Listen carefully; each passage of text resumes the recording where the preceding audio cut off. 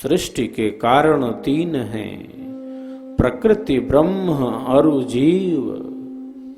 उपादान साधार से निमित्त योनि है शिव। इस सृष्टि के तीन कारण हैं। स्वर वेद में सद्गुरुदेव कहते हैं तीन कारण है। प्रकृति कारण है जिससे पदार्थ बनता है, प्रक्रियते अनएति प्रकृति ही, जिससे पदार्थ बने वो प्रकृति है। ये शरीर ही प्रकृति का है, मिट्टी का है। पृथ्वी, अग्नि, जल, वायु, आकाश, इन पंच तत्वों के सहयोग से ये स्थूल शरीर बना है। जो भीतर है वही बाहर है, जो बाहर है वही भीतर है। शरीर ही मिट्टी का है। हम कहते हैं मिट्टी की शरीर है, मिट्टी में मिल जाती है। क्यों? क्योंकि हमारे आपके शरीर का मुख्य, बाहरी और भीतरी भाग ये पृथ्वी तत्वों का ही तो बना है। अग्नि है, पाचन संस्थान का नियंत्रण और जीवन के अनुकूल ऊष्मा कहां से? अग्नि से। जो बाहर है वही भीतर है।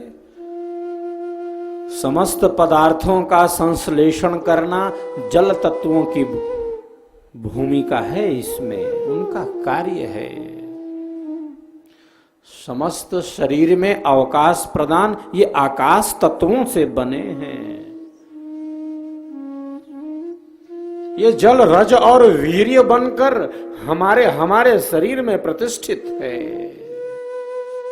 जो बाहर है वही भीतर है। एक उसका स्थूल भाग है, दूसरा सूक्ष्म भाग है। जो उत्पन्न होता है वो नष्ट हो जाता है ना? शरीर उत्पन्न होता है, ये सदैव नहीं है, ये नष्ट होने वाला ही पदार्थ है। कौन पदार्थ नष्ट नहीं होता? वही नष्ट नहीं होता जिसका जन्म नहीं होता, है ना? ये बात है ना? जिसका जन्म हुआ उसका मरण है। जो बना है संयोग से, ये शरीर बना है संयोग से, वियोग निश्चित है, अवश्यम भावी है। यो न मृतः, जो नहीं मरा। कौन नहीं मरा?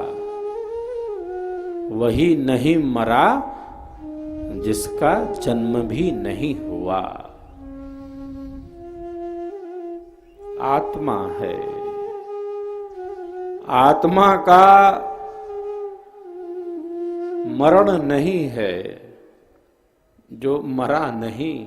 क्यों नहीं मरा? क्योंकि पैदा ही नहीं हुआ था, तो मरेगा क्यों? जो पैदा हुआ वो मरेगा। शरीर उत्पन्न हुआ है। जायते अस्ति वर्धते विपरिणमते अपक्षीयते विनश्यति।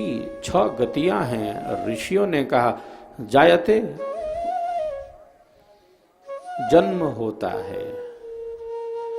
शरीर धारण करते रहने से कहा जाता है कि आत्मा का जन्म हुआ। प्रथम गति है जायते। अस्ति, अस्ति मतलब अस्तित्व है इसका। शरीर है तो अस्तित्व है। पंच ज्ञान और पंच कर्म की इंद्रियां हैं, अंतःकरण है, पंच महाभूत हैं। आंखों से हम देख रहे हैं। क्यों देख रहे हैं? क्योंकि ये सूर्य आदित्य रूप में हमारे आंख के गोलकों में ही प्रविष्ट है। कानों से हम शब्दों का श्रवण कर, ये दिशाएं, ये दिशाएं श्रोत्र बनकर हमारे कर्ण कुहरों में ही प्रविष्ट हैं। ये वायु पंच प्राण और पंच उप प्राण के रूप में हमारे शरीर में प्रतिष्ठित है।